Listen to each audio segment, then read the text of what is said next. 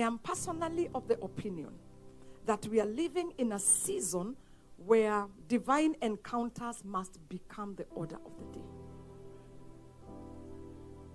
It must become the order of the day. We are living in times of a silent harassment. We might not have open persecution in places like here, but the hand of Herod will always reach out in harassment. Sometimes harassment comes in terms of policies. Harassment comes in terms of empowering otherwise positions.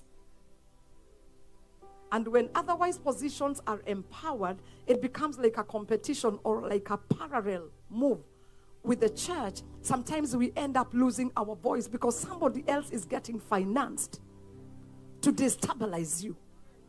Or somebody else is getting empowered, being given airtime so that they can destabilize you.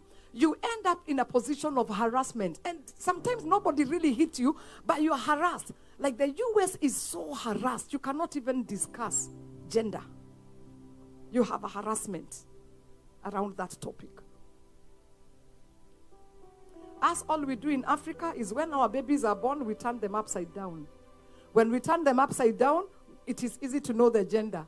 We decree. We just turn them upside down. Oh, this is a boy. Oh, this is a girl. And that's the end of the story. But you are living in a space that has harassment in terms of what you want to believe or what you know is right. But there is policy that is activated and that is financed against you. You end up getting harassed.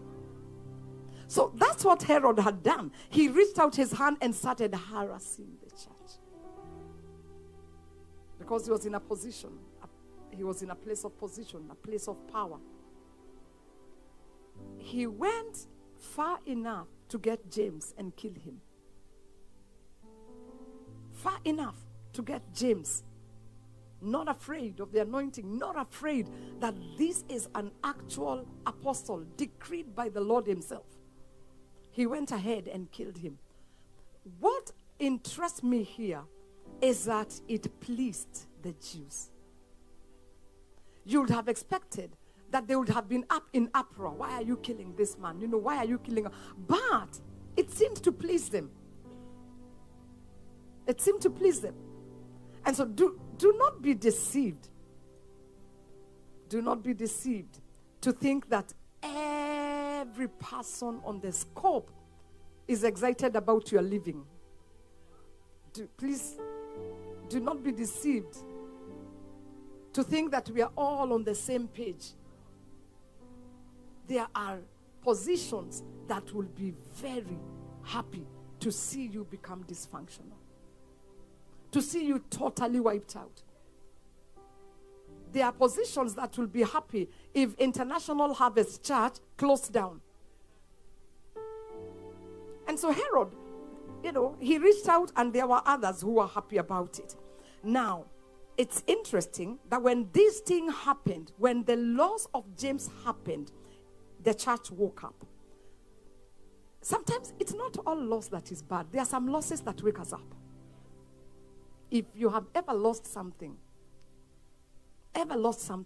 or something important threatened to get lost, something in you wakes up. Nobody pushes you to prayer. Nobody pushes you to fasting. Like, please, it's time for... There is something in you that pushes you because you know if you don't do this, you might be wiped out. You know that your survival depends on the fact that you awaken. There is an awakening, honestly, that is happening. Fort Worth and Dallas. There is an awakening. There is a signal call in the spirit that is calling the church to a place of prayer, to a place of consecration. It's like there's a vibration in the belly of the ocean.